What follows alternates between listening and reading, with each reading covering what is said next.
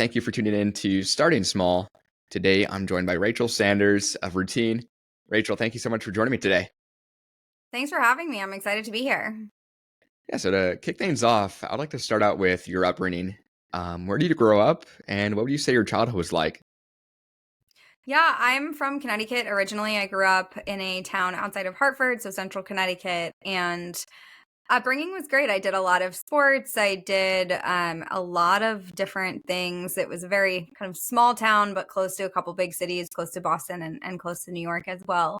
And one of the key pieces of my upbringing that really matters today is that holistic health was really part of my everyday life. So I was looking at things like supplements and nutrition and movement way back before it was really popular to both help prevent get sick, but also if you did get sick, what were the more holistic and other remedies outside of just medication or antibiotics Mm, to really improve your health? mm. So where did that interest come from? I mean, growing up, did anyone in your family have that background, or where did that come from? Yeah, it was really pushed by my mom and my dad, I would say, but more my mom. My parents actually grew up, or not grew up, but my parents lived in Colorado and in Boulder back in the 70s. And Hmm. that holistic health movement was really popular back where they were at that time. So they picked up a lot of things that were very new age for when I was growing up, but are much more mainstream now. Hmm. So growing up, what were some of your interests? I mean, you mentioned kind of wellness, holistic health, but any athletics or Yeah. different other pursuits? What was that? I was definitely an athlete. So I grew up playing soccer from when I was 4 through to 18. I played on the varsity all 4 years in high school. Mm, Also, a big tennis player growing up. Similarly, started around the age of 4 and continued through my high school career. And then actually just recently re-picked up tennis again. I hadn't mm. played in a very long time, but it's been fun to pick it back up. So definitely someone who loves that. I love traveling. We didn't go that many places when I was younger, but it was something where that really piqued my interest when I was growing up and did a lot more as I got a little bit older. Mhm.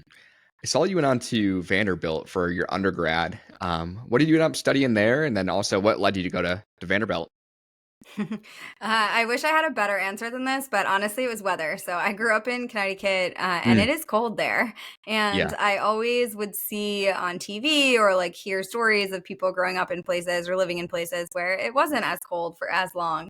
And so one of my kind of core things that I looked for is a school that was going to have better weather. And I also knew I went to a small prep school for high school, and I knew I wanted a slightly bigger atmosphere, but not something that was too big. So I looked for kind of a medium sized school in and around a city in the South. And Mm, so, or South or West. And there's not a ton of those schools. Vanderbilt was definitely my number one choice. I applied early decision and got in. So I was very fortunate to do that. And I also knew I wanted to study economics in school, and Vanderbilt has a great economics program. I did end up mhm, majoring in econ, and then at the time, they had a minor in corporate strategy, which is kind of like their business minor. I think they've developed a business major and slightly updated it from there. But mm, I did that. And then I minored in Spanish as well. So I mm. did all sorts of classes for corporate strategy across marketing, financial management, all the more typical business classes that you might find in a business school. Yeah.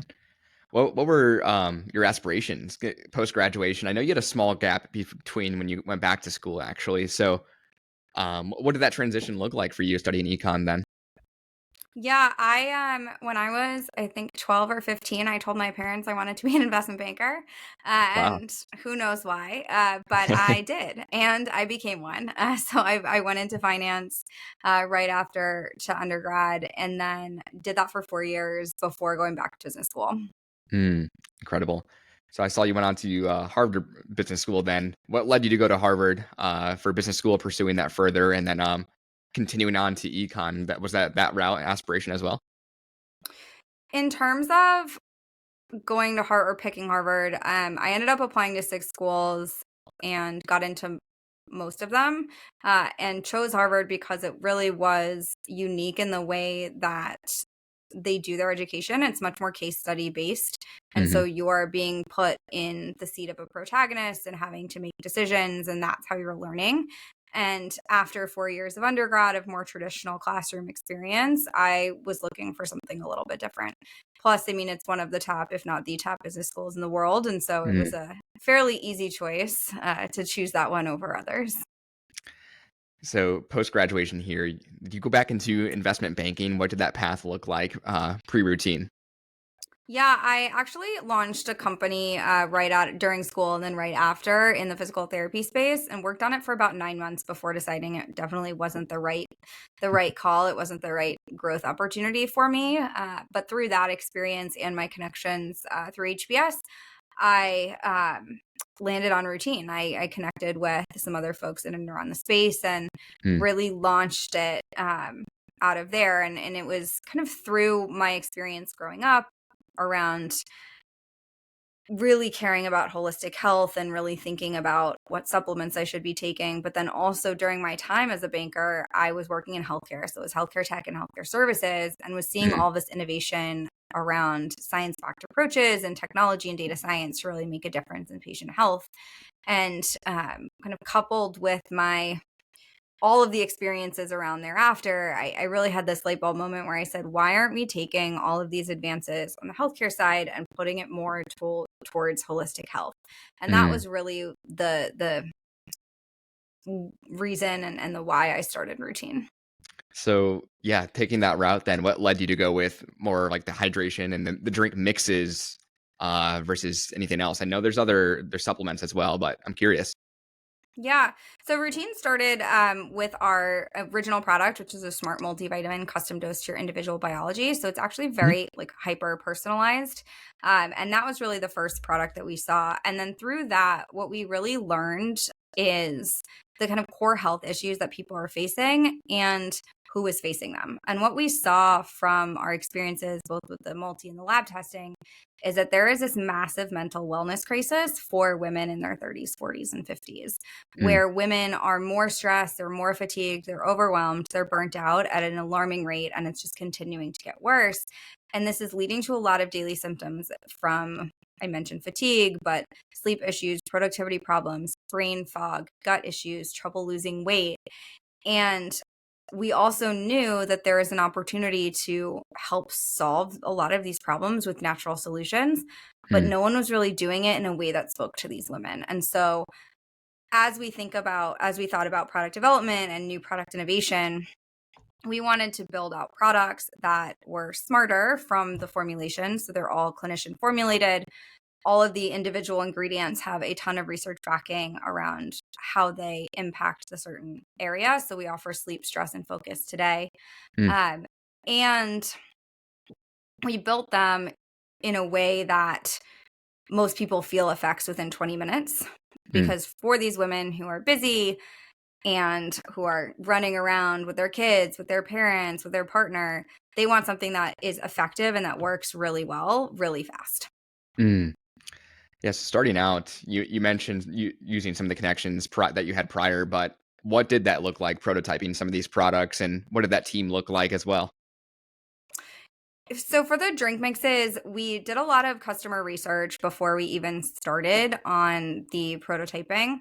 And then from the customer research, understanding both from our proprietary data sets and what our customers were telling us, what the core health categories were that we really wanted to start with. And that's where we Mhm, landed on sleep, stress, and focus. And specifically within stress, having a level of cortisol balance as a piece of the product was really important to us, because cortisol is one of our lab tests. And we also know that for a lot of people in this age group, your cortisol is just constantly getting spiked. We have mm, stressors from all over our life, from our kids to scrolling to artificial lights. It's just a constant mm, problem. And so having cortisol balance support in addition to that in that stress product was really important to us. And so then we worked with our clinical nutritionist who is in house. And she spent a lot of time researching, combing through scientific literature, and finding adaptogens that were supportive, and mm, not only just the adaptogens, but the form of the adaptogen. So how are we sourcing it? Where are we getting it from? mm, And being really specific around what we are putting in the product. Mm. And then once we had that, there was the flavoring, because with drink mixes, they're easy, they're on the go, and they have the opportunity to really make an added, like, pleasant part of your day, but you Yeah. need to get the taste right. And so Yep. tasting actually took a couple of months. Like, we did it multiple iterations of taste and flavoring to make sure that they were flavors that people enjoyed Mm. before launching the product. And then there's the whole, of course, packaging, branding For piece of sure. it as well. So I know when we talked prior, you mentioned VC backed. At what stage was Routine at when you went to VC? Was it pre-launch, pre-revenue? I'm curious then. Yeah, it was pre-launch and pre-revenue. We went through Techstars, which is one of the kind of main accelerators. And then Mhm. out of Techstars, we raised a friends and family round. And I guess there was a couple of small institutional folks in there plus Techstars, but I would say our first real institutional round was our seed, Mhm. where we raised about 3 million. Yeah. At launch then, was that solely e-commerce, or what did that launch plan and rollout look like then? Was that 2019, that period as well? Yeah, that was 2019 to, I would say 2019 to through 2020 is Mhm. kind of prior to raising the seed, and pre-pandemic, let's just call it 2019 Yeah. pre-pandemic. We Yeah, we were mostly D2C. We did a lot with Meta, and our product, the Smart Multi, is custom dose, so you can't sell it really anywhere else. It has to be on your own website. And so Mm. that's really where we focused on. And then fast forward to today, we've really transformed the business from a D2C only business to this omni-channel strategy where our products are now really available everywhere Mhm. and continuing to scale that. So on Amazon, on our D2C, we are launching in a number of retailers as well. And so it's much more about getting it in front of more people versus Mm. the D2C only approach. Mm. So I know you mentioned the product's hyper personalized, and when we look at the site today, there's mineral, vitamin, DNA test, and much more. Was that at launch as well? What does hyper personalized mean as far as the product? It's truly just in time produced per individual. So there's over 700 trillion combinations of our vitamins, minerals, and specialty nutrients for the multi. The sleep, stress, and focus are really around completing that smart supplement system. Mhm. So if you have a multi and you want additional support, or you're, say, I'm good with my multivitamin, but I am struggling with stress, or I'm struggling with cortisol, or I'm struggling to sleep. And what's cool about our sleep is it's melatonin free, so it's Mm. not as much of a problem for daily use as some melatonin supplements are. Yeah. As far as branding, as launch kind of rolled out, what did that branding perspective look like when marketing a product that's both functional and also supposed to taste great at the same time? Yeah, we have gone through 3 different brand iterations, 3 to 4 different brand iterations, depending on who you ask. Mhm. So for the most recent brand iteration, we really did a 360 look at everything across what our visual identity looked like, what our messaging was, how all of the products fit together, and newly, how the products would look on the shelf and fit next to other products on the shelf. Because when you think about retail, it's really about the packaging and how are you standing out? How does it feel? How does it look? Is it a more premium feel? Like, Mhm. what is that whole experience like on the retail shelf? We got that right first and then built out the rest from there. Unlike what we had done before, which is much more D2C forward, Yeah. but focused retail, and then really applied what we figured out for retail to the rest of the brand. Yeah, you guys really launched it at such an interesting time, kind of like that but also right in the midst of the pandemic. What did that rollout look like if you're trying to go omni-channel? I mean, on the supply chain as well, what hiccups did that maybe cause for the Yeah. team? So, omnichannel came later. We were D2C Mhm. only, and we were actually remote first prior to the pandemic. So, in the health and wellness space. So, for a startup, we were well positioned to weather that Mhm. in the best way that we possibly could be. I mean, the markets went crazy. People were very unsure as to what was going on. I think we're going to kick off a fundraise in June or in January of 20 or somewhere around the pandemic of 2020. And then we ended up pushing that by 6 months. And so that was a little different, but we didn't really experience a ton of issues outside of the fact that the pandemic completely changed what the e-commerce landscape looked like in Mhm. terms of cost of acquisition, because Mm. everybody went online. And Yep. so while early in the pandemic, a lot of people stopped spending, we actually acquired a bunch of customers because we didn't really stop to the same level. Then everybody went back in June, Mm. July, and cost of acquisition never really came down, especially since iOS 14 rolled out, I think Yep. about 9 months after that. Yep.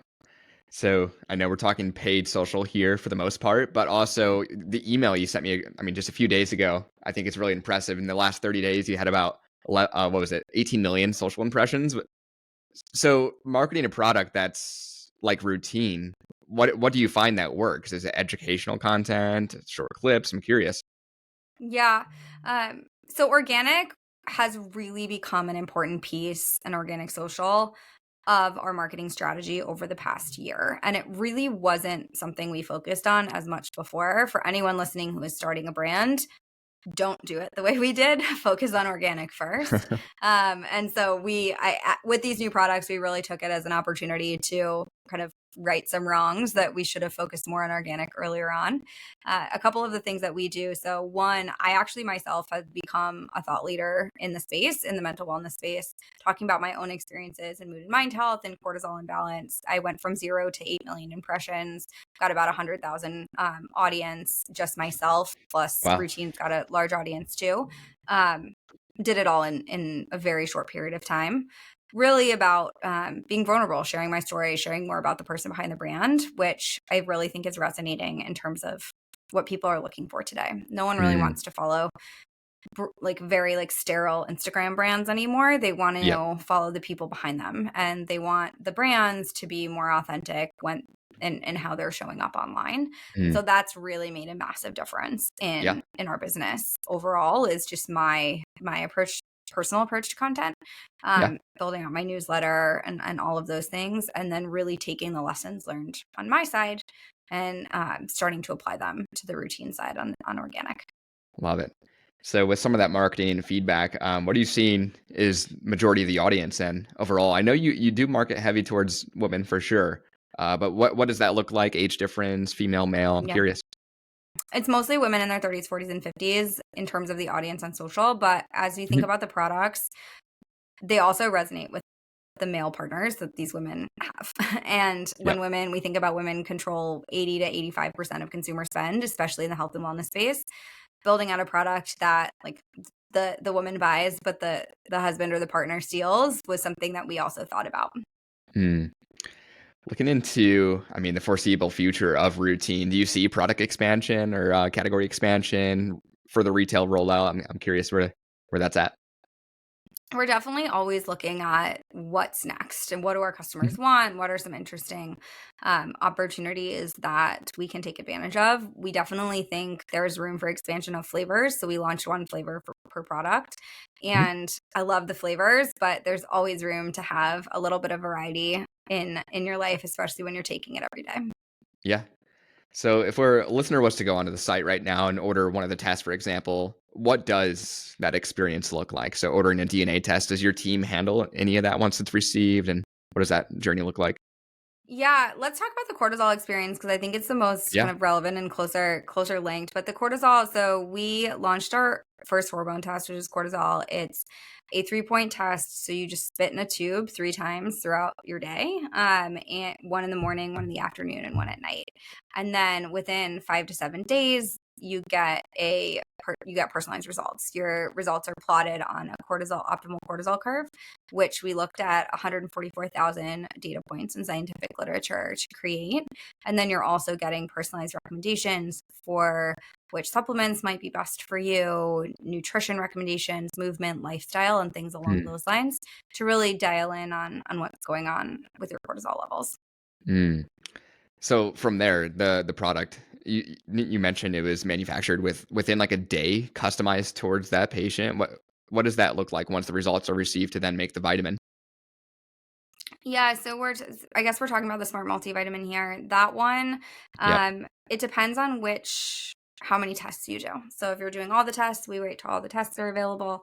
And then you get your product within about 2 to 3 weeks because Mhm. it is a full like custom production. So it doesn't Yep. it doesn't take more than a day to produce, but we do have such a number of customers where it takes a minute to get your bespoke Mhm, product to you. mhm. When you're growing the team, as a question I do like to ask here, I mean, the fast growth that you guys have had, what are some of those crucial hires? I know you guys are VC backed, so some of that went towards some of the founding team. What are the crucial hires in your point of view that helped Routine get to the point it's at today? It's a really good question. I Mhm, mean, I think early on it's really important to get team players, folks that can really just like hit the ground and do a lot of things. And we've had a lot of great people along the way that have been able to do that. Over time, we've gotten more specific in terms of expertise, but still look for folks who are willing to flex if they need to. mhm, Um, and in a business like ours, I would say marketing expertise is really important. We also have our own full like proprietary tech, and so engineering was really important for us early on as well. And then of course the CX and operations folks. We have a incredible team member who's been with us for a very long time, very, mm, very early days, who leads our CX and fulfillment. She makes everything run, makes our customers happy, which is really, really critical. mm. Incredible. Well, I like to conclude each episode with this, with some of the learnings that you've had prior. If you can share one piece of advice with an aspiring entrepreneur, maybe something you've learned or regret, what would you say that'd be? I'll say something I learned. If you're in consumer, figure out a way to build organically, because Mhm, that will continue to serve you even when you turn on all of the other paid channels. Really focusing on what is that problem, how do you problem evangelize, and how do you build a community organically to get people talking to you and talking about you is absolutely critical. I say that's true for B2B too, if there's a way that you can do that mhm, before actually paying for it. Um, and then the other thing, and I always say this, is if you're aspiring, figure out what your like one blocker is, because there's probably one blocker for you. That's mhm. you have to get past that in order to actually start and Yeah. figure out how to get past that. And the example that I give is actually when I was starting my personal brand. I thought about doing it for about a year before I actually hit go. And Mhm, my blocker was I didn't have professional photos that I felt good enough about putting on Instagram and mm, LinkedIn. And it was like an insurmountable blocker to me. Like I couldn't start, I couldn't write content, I couldn't do anything because I didn't mm, have that. And I recognized that and I was like, let's just go get some photos.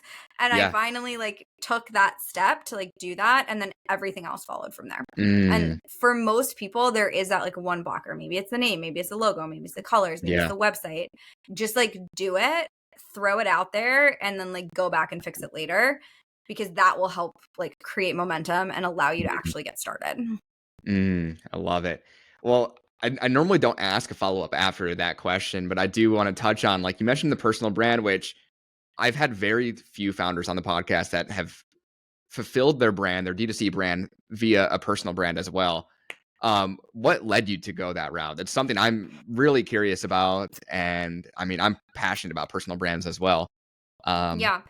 I'd love it. Um, it's a great question. So, a couple of things that are happening in the market. So, one, we're noticing that people are following people more than brands. And two, we're Mhm, noticing a lot of influencer brands that are doing really well. The trouble with influencer brands is the influencers became an influencer and then added brand later, which can create some operational issues and like all sorts of other risks, let's just call it. Some work yep, really well, some don't. But that's the trend that you're kind of seeing. And then on the other side, you're seeing this influx of B2B creators coming and happening at the same time. And I recognized, I was like, people are following people and influencer brands are working. So what happens if the founder just becomes an influencer? And I mm, started to see glimpses of this mostly on Twitter and LinkedIn, but nobody was doing it on Instagram or on mm, TikTok, really. They were all influencer then brand versus like founder then influencer. yep, Um, and I really jumped in, and I truly believed then, and I believe even more now, that if you are a founder and you don't have a personal brand, you are not going to succeed to the level that you could if you had one. mm, And I would say that honestly, for everybody that is building their career, showing up online is just going to help you, because more yeah, people are going to see you. There's the opportunity, like the surface area for luck is going to be there. There's going to be more yeah, opportunities that show up. And especially if you're trying, and this is even like early in your career. So if you have any folks that are early in your career listening and you're like, look, I'm an investment banker and I want to be a founder. Like, an investor, if you're going to go try to raise money, it's like, how are you going to be a founder? You've never operated a business.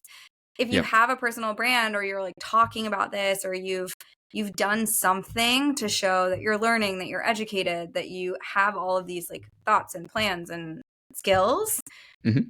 that's going to go so far. Mm. And so overall, I'm just very bullish on it.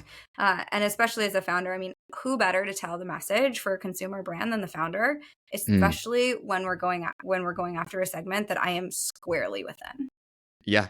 Love it. It's something I totally agree with, and I'm so glad I asked that follow-up because you said it so well too.